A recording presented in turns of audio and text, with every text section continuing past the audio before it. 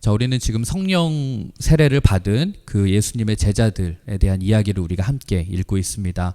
자, 오늘 말씀은 회개하고 돌아오면 성령을 선물로 받습니다 라는 제목으로 함께 나눠볼 텐데요.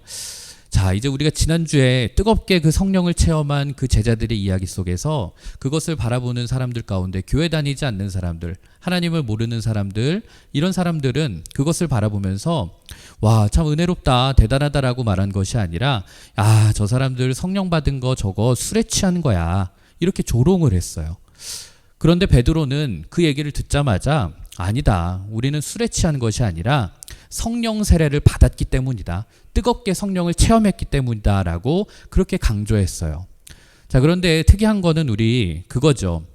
왜 사람들은 그 성령을 받은 제자들을 가리켜서 야, 쟤네 술에 취했어 라고 하지 않고 새 술에 취했다 라고 얘기했을까요? 13절을 보면 이렇게 얘기하거든요. 또 어떤 이들은 조롱하여 이르되 그들이 새 술에 취하였다 하더라. 왜 굳이 야, 쟤네 그냥 술에 취했어 라고 할 수도 있는데 새 술이라고 얘기를 했을까? 그 이유는 그들이 볼 때 뭔가가 좀 이상하기는 한데 이 사람들이 그동안 자기들이 술 취한 사람들의 그 모습, 그것과는 뭔가 좀 달라 보이긴 했거든요. 그러니까 아, 근데 술에 취한 것 같기는 한데 또 뭔가 아닌 것 같고 그 실체는 내가 잘 모르겠고, 그러니까 이 사람들이 그들을 가리켜서 야, 쟤네 그 새로 나온 그 신상품 술, 그 새 술에 취한 거야, 이렇게 얘기를 했던 거예요. 하지만 우리는 지난주에 본문을 통해서 알죠. 그들은 술에 취한 것이 아니라 성령님께 사로잡혔기 때문에 그러한 모습이 나왔던 거죠. 그러면서 베드로는 야, 우리들은 술에 취한 게 아니야, 이것을 강조하기 위해서 어떤 얘기를 하냐면은 야, 지금 시간이 제3시야, 이렇게 얘기를 합니다. 제3시. 자, 14절에서 15절 한번 볼게요. 베드로가 11사도와 함께 서서 소리를 높여 이르되 유대인들과 예루살렘에 사는 모든 사람들아, 이 일을 너희로 알게 할 것이니 내 말에 귀를 기울이라.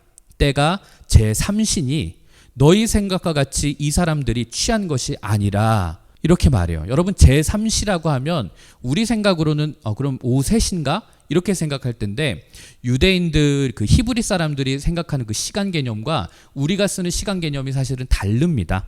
그래서 제3시를 오늘 우리들의 시간으로 따지면 오전 9시입니다. 특이하죠? 유대인들은 오전 6시가 제0시라고 불렀어요. 그러니까 새롭게 시작되는 그 시간이니까. 그리고 오전 9시가 제3시, 이런 식으로 계산을 해요. 자, 그럼 낮 12시가 되면 제6시인 거예요. 자, 그렇다면 예수님이 돌아가신 시간이 제9시였다 이러면 그때가 언제일까요? 오후 3시였던 거죠. 자, 이 시간이 왜 중요했냐면 그 당시에 경건한 유대인들, 신앙생활을 잘하는 유대인들은, 율법을 잘 지키는 유대인들은 오전 9시, 낮 12시, 오후 3시 이렇게 하루 3번씩 기도했어요. 그러니까 야, 기도 시간인 아침 9시에 우리가 술을 마셨을 리가 있냐, 이 이야기를 베드로는 하고 있는 거예요. 그래서 베드로가 이 시간을 강조했던 것이죠. 자, 그런데 특이한 점이 있죠. 그들이 성령을 받은 시간이 우리로 따지면 그러니까 오전 9시였다는 거예요. 여러분, 보통 우리들은 성령 충만을 받는다, 뭔가 예배 가운데 뜨겁게 뭔가 하나님의 임재를 경험한다라고 얘기할 때 보통 우리들의 생각의 범위는 대부분 주일날 예배당에서 이 예배드리는 시간이라고 한정 짓습니다. 그런데 오늘 본문을 보세요.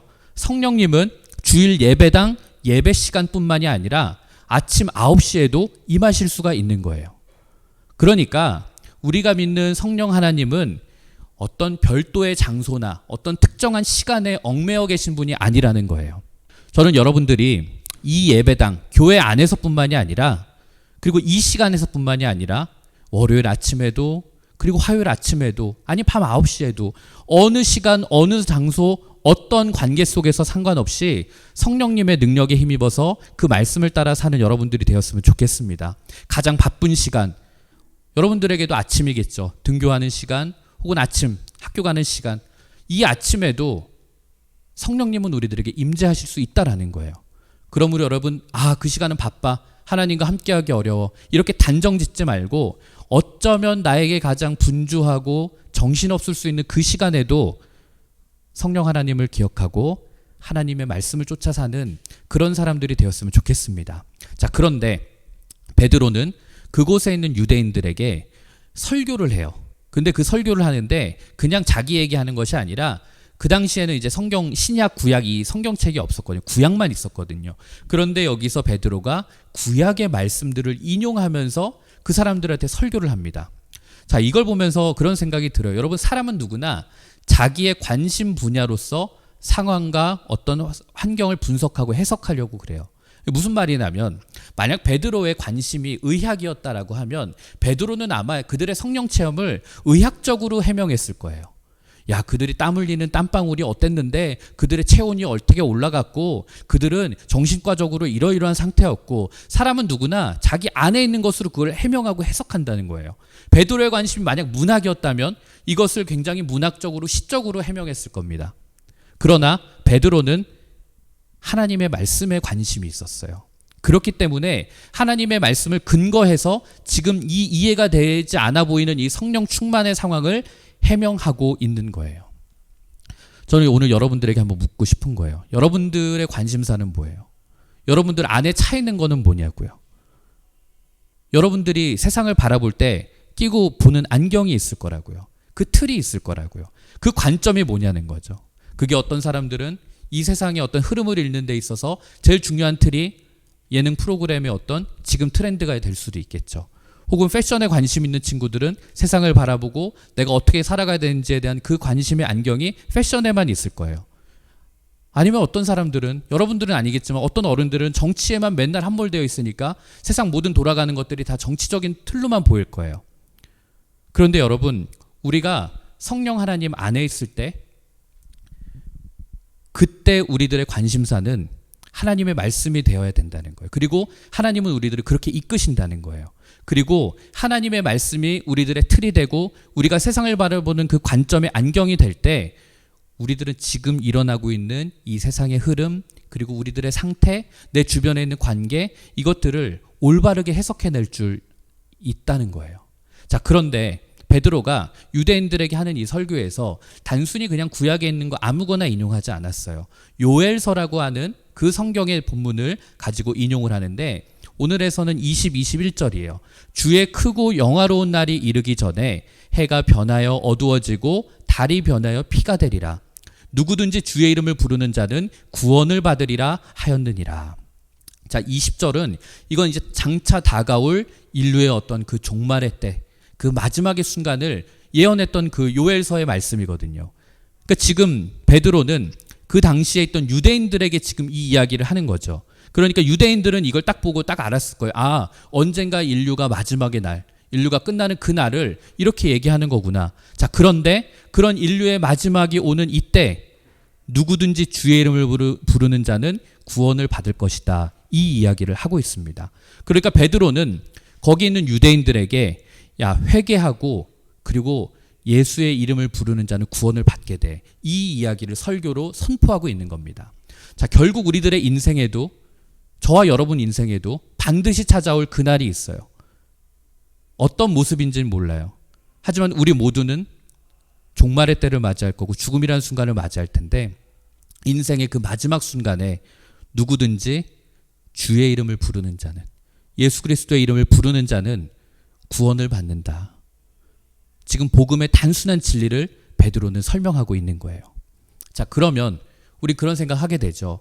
목사님, 그러면 전 맨날 예수님 얘기하는데요. 그리고 교회 가면은 막 주여 주여 3번씩이나 부르는데요. 그럼 된 거 아닌가요? 여러분, 교회 가서 주여 삼창 이런 거 막 있잖아요. 그런데 우리가 그럼 주여 주여 주여 이것만 정말 목이 쉬도록 부르면 우리는 구원받을 수 있는가? 도대체 주의 이름을 부른다는 것은 오늘 우리들에게 어떤 의미가 있을까? 자, 성경 말씀에 창세기, 제일 앞에 있는 책이죠. 창세기 말씀을 보면 창세기 4장 25절까지는 그 인류의 어떠한 사람도 자발적으로 야훼 하나님, 여호와 하나님의 이름을 불러본 적이 없어요.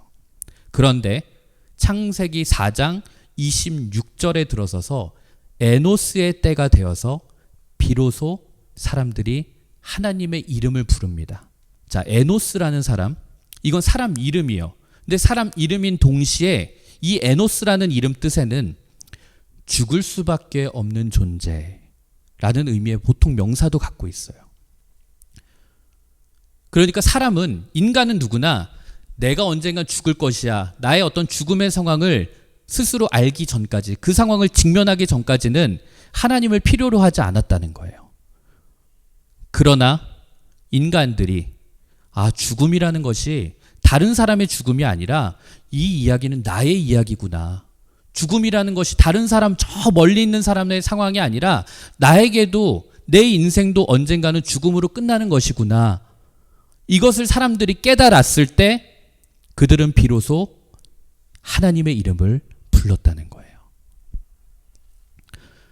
내 인생 마지막, 내 죽음 가운데서, 그리고 죽음 이후에도 나와 함께 해주실 분은 하나님밖에 없구나.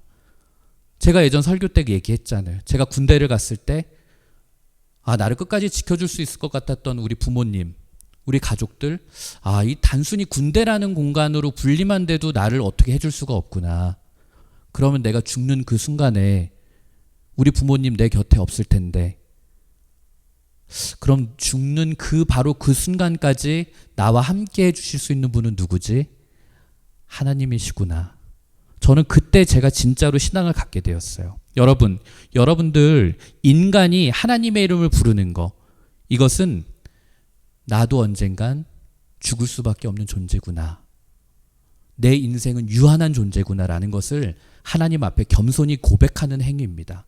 내 능력으로는 나를 사망에서 구원할 수 없구나, 오직 예수님만이, 나를 위해서 피 흘리신 예수님만이 나를 죄와 사망에서 구원해 주실 수 있구나.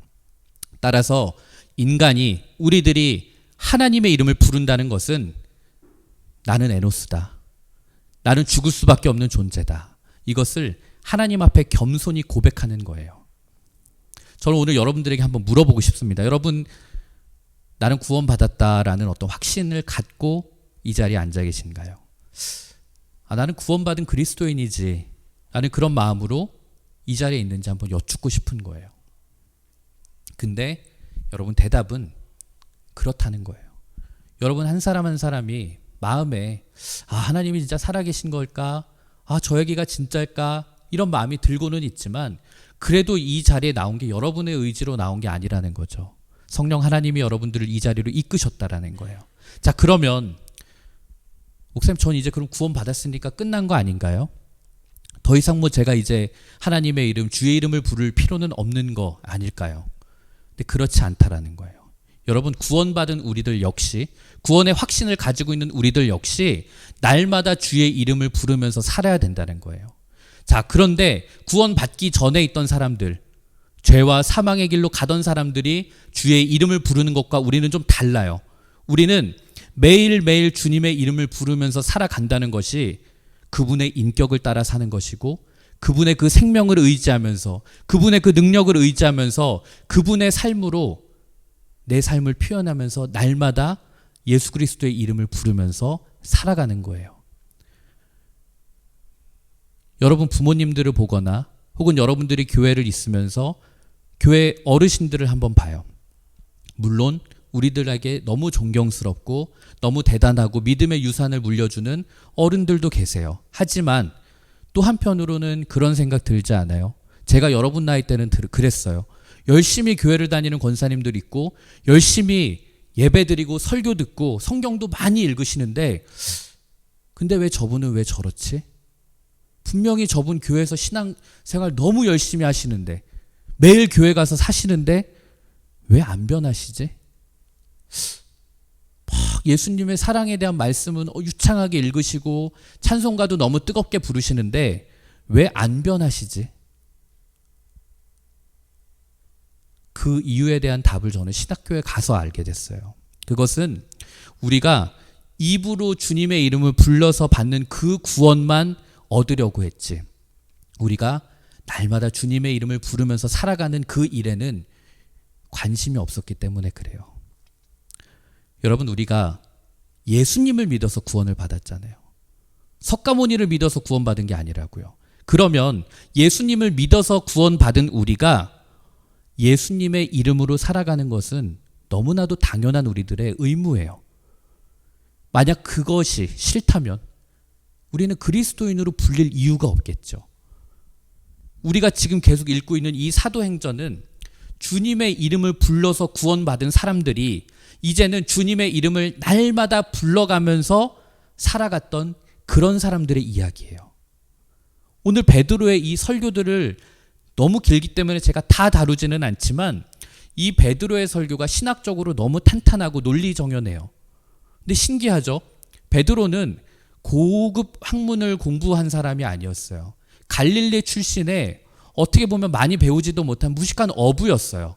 그런데 그런 베드로가 지금 이렇게 신학적이고 조직적이며 논리적인 설교를 하고 있다라는 거예요. 이게 어떻게 가능했냐는 거죠. 이건 성령이 임했기 때문에 베드로에게 가능했던 겁니다. 성령을 받으니까 대부분 가난하고 배운 것 없었던 갈릴리라고 하는 그 어촌 촌동네 출신들의 제자들이 주의 이름을 부르기만 하면 구원을 받습니다라는 이 복음을 자신의 마을뿐만이 아니라 전 세계로 지금 우리가 살아가고 있는 이 한국까지 전해지는 일에 쓰임 받을 수 있었다는 거예요. 저는 이 부분을 여러분들이 사도행전을 보면서 날마다 기억했으면 좋겠어요. 하나님은 대단히 능력 있고 탁월하고 1등만 가는 그런 능력 있는 사람들만 쓰신 게 아니라는 거예요. 이 복음의 시작은 갈릴리 촌구석에 그 어부들을 통해서 하나님은 일을 이루셨다라는 거예요. 자, 그러면 이렇게 우리를 구원하시려고 오셨던 그 예수님을 유대인들이 어떻게 했는가? 그게 23절입니다. 그가 하나님께서 정하신 뜻과 미리 아신 대로 내준 바 되었거늘 너희가 법 없는 자들의 손을 빌려 못 박아 죽였으나. 이렇게 우리를 구원하시려고 보낸 그 예수님을 유대인 너희들이 죽였어. 알아? 너희들이 예수님을 죽인 거라고 그 얘기를 베드로는 유대인들에게 날카롭게 얘기하는 거예요. 그러나 너희들이 죽인 그 예수님을 그러나 24절을 보면 하나님께서 그를 사망의 고통에서 풀어 살리셨으니 이는 그가 사망에 매여 있을 수 없었음이라.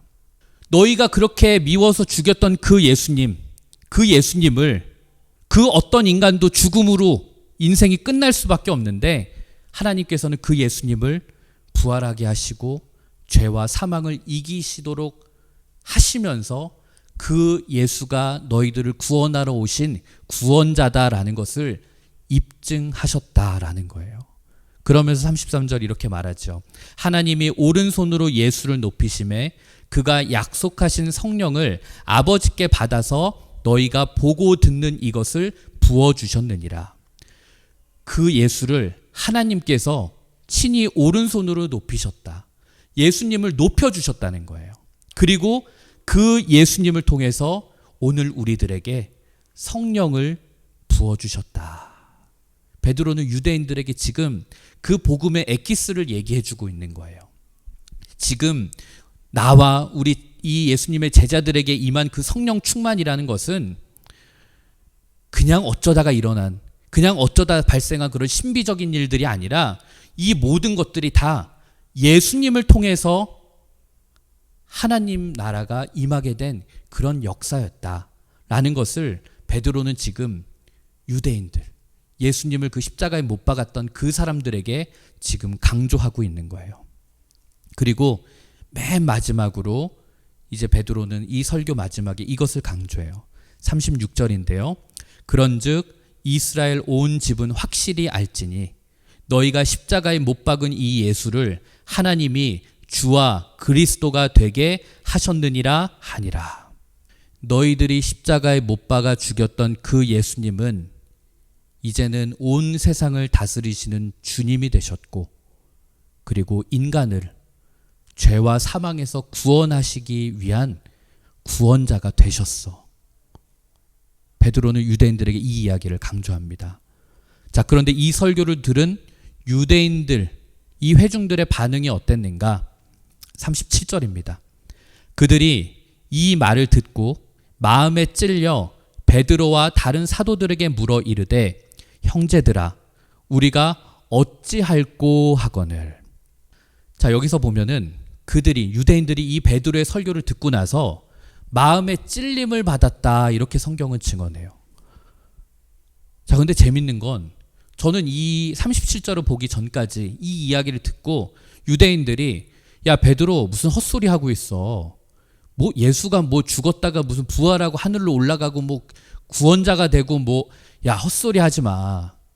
저는 그런 말이 나올 줄 알았어요. 그런데 여러분, 단 한 사람도 여기서 베드로에게 항변하지 않아요. 베드로의 그 이야기를 다 듣고 마음에 찔림을 받아요. 그리고 물어보는 거예요. 형제들아, 그럼 우리가 어찌할꼬? 베드로와 그 12 사도들에게 야, 그럼 우리가 어떻게 해야 되겠니? 도대체 어떻게 해야 돼, 우리? 빨리 좀 알려줘. 이걸 베드로에게 물어보는 거예요. 그런데 여기에 대해서 베드로가 어떻게 대답을 하냐면 38절입니다.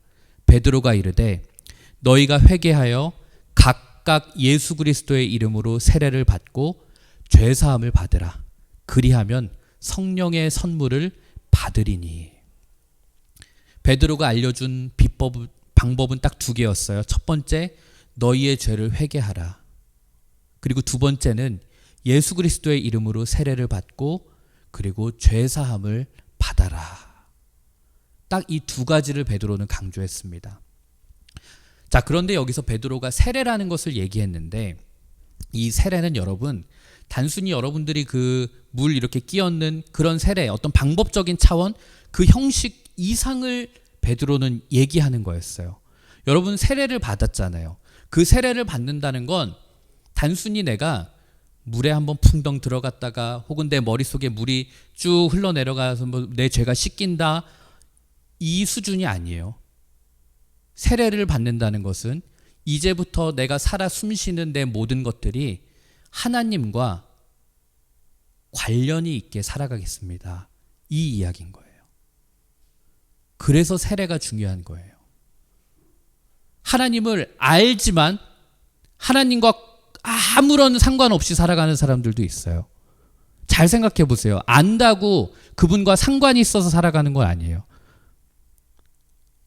복음서에 나타나는 귀신들도 예수님을 보고 안다고 그랬어요. 그런데 그 귀신들이 뭐라 그러는 줄 알아요? 그러고 나서 근데 그 예수가 나와 무슨 상관이 있냐? 그 얘기를 해요. 귀신들도 예수님을 알지만 예수님과 상관은 없어요. 그러나 우리가 세례를 받는다라는 것은 내가 하나님을 단순히 아는 수준에서 넘어서서 이제는 내 삶의 모든 관계성이 하나님과 연관되어서 살아가겠습니다라는 그런 고백. 내 옛사람은 죽고 이제는 내가 예수님과 새로운 관계를 맺어가면서 살겠습니다라는 그런 고백이에요. 그러니까 우리가 말이나 내 머릿속으로 갖는 생각, 이 정도가 아니라 내 행동으로, 내 삶으로 예수님께 돌아가는 삶을 살 때, 여러분, 회개라는 것은 내가 이제는 예수님 그렇게 원망하지 않고 정말 내가 예수님을 믿으며 살겠습니다, 입으로 한다고 되는 게 아니라는 거예요. 회개라는 거 헬라어 자체가 돌아섬이에요. 돌아섬. 내가 잘못했습니다, 내가 죄가 있습니다라고 얘기하는 건 자복하다라고 그러는 거예요. 내 죄를 고백하다. 이것은 회개가 아니에요. 내가 예전에 이렇게 살았지만 이제는 내가 돌아가겠습니다. 죄의 길에서 떠나서 아버지께로 돌아가겠습니다. 그래서 우리가 성경에서 보는 돌아온 탕자에 대한 비유, 돌아온 탕자에 대한 이야기를 보면 아버지께 가면 내가 이딴 쥐업 열매 먹지 않아도 진수성찬이 있고 나를 받아주실 텐데 아버지께로 돌아가야지, 이렇게 결심한 건 자복이라는 거예요. 회개가 아니에요. 그러나 그가 자리를 털고 아버지께로 몸을 돌려서 걸어가는 거, 그게 회개라는 거예요. 우리가 죄를 고하는 거, 내가 죄인이다라고 생각하는 것에 뿐만 아니라 내가 행동을 예수님께로 돌려서 예수님과 연관되어서 사는 삶을 살아갈 때 우리들은 정말로 성령 충만한 참된 그리스도인으로 살아갈 수 있는 거예요. 그러면서 39절에 이렇게 말하죠. 이 약속은 너희와 너희 자녀와 모든 먼데 사람 곧 우리 주 하나님이 얼마든지 부르시는 자들에게 하신 것이라. 쉽게 말하면 누구든지 주님 앞에서 회개하고 이제는 내가 그분과 연관되어서 그분과 관계 맺으면서 살겠다, 그분과 함께하는 삶을 살겠다라고 다짐하는 사람이라면, 그리고 그 길을 가기로 결단한 사람이라면 누구든지 성령 충만한 성령님의 은혜 가운데 사는 삶을 살 수 있다는 거예요. 요즘 돌아가는 세상을 보면 참 예수 믿는 사람으로 살기가 너무 어렵죠. 교회 다닌다라는 것 자체가 저 요즘 살면서 내가 그게 꼭 필요한 일인가? 오히려 내가 교회를 다니기 때문에 왕따가 되는 것 같고, 내가 하나님의 말씀을 믿는 거, 예수 그리스도의 도를 따라서 살아간다라는 거 그 자체가 너무 어려운 일이고 그다지 의미도 없어 보여요. 그리고 솔직하게 얘기해서 자신도 없어요. 그렇지 않아요? 여러분, 강단에서 목사님들이 이렇게 살자, 우리 이렇게 하자라고 말은 하지만 그치, 그렇게는 살아야지. 근데 내 삶의 자리로 돌아갔을 때 그 말씀대로 산다라는 게 얼마나 힘든지 몰라요. 그런데 오늘 말씀이 우리들에게 희망적인 건, 오늘 성경 끝부분을 보면 40절을 보세요. 또 여러 말로 확증하며 권하여 이르되 너희가 이 패역한 세대에서 구원을 받으라 하니. 패역하다라는 말이 여러분 뭔지 아세요? 패역하다. 이해는 가는 것 같으면서도 정확하게 잘 모르겠죠. 저 이런 건 이제 헬라어를 제가 찾아보는데 그리스어에 이 패역하다라는 게 스콜리오스라는 단어를 쓰더라고요. 이게 도대체 무슨 말인가? 스콜리오스? 삐뚤어졌다라는 말이에요. 삐뚤어지다. 패역한 세대, 삐뚤어진 세대. 근데 저는 너무 맞는 것 같아요. 지금 이 시대가, 지금 우리가 살아 숨쉬는 이 사회가, 우리가 지금 살아가고 있는 이 시대가 정말 삐뚤어진 세상 같아요. 그런데 여러분, 오늘 말씀 속에서 강조하는 이 회개의 삶, 내 과거를 정리하고 예수님께로 돌아가는 그 삶, 예수님과 내 삶을 연결지어서 살아가는 그 삶, 그것이 이 삐뚤어진 세상 속에서도 그런 삶을 살 수 있다라는 거예요. 이게 오늘 본문의 뜻이고 베드로가 우리들에게 하고자 했던 말이었습니다. 무슨 힘으로요? 우리 힘으로는 안 돼요. 우리 힘으로는 나가서 백날 싸워도 못 이겨요. 그러나 우리는 비록 연약하지만 우리와 함께하고 계시는 성령님께서 저 여러분의 그 발걸음과 그 숨소리와 그 생각과 그 모든 순간에 함께 하시고 성령님이 여러분들을 지켜주시기 때문에 우리가 이 혼탁하고 삐뚤어진 세상 속에서도 우리가 그리스도인으로 넘어지지 않고 살아갈 수 있다는 거예요. 그래서 성령 충만이라는 거, 성령님이 우리들에게 오시는 건 선물이 되는 거예요. 저게 나랑 무슨 상관이 있어가 아니라 여러분들이 바르게 의롭게 예수 그리스도의 길을 따라서 살아갈 수 있는 힘의 원천은 그 성령님으로부터 오로지 가능한 것입니다. 저는 오늘 말씀 들으면서 여러분들이 진짜 예수 믿고 사는 거 힘들다. 진짜 이 땅 가운데 예수쟁이로 살아가는 건 너무 어려운 일이고 불가능한 일이고 그런 생각 갖지 않았으면 좋겠어요. 충분히 가능한 일이고 그 일은 여러분들이 하는 것이 아니에요. 그리고 그렇게 살려고 노력했지만 넘어졌어요. 다시 일어나면 돼요. 우리 하나님은 야, 너 예수 믿으면서 사는데 왜 그렇게밖에 못 살아? 너 같은 놈 필요 없어 라고 정죄하는 분 아니에요.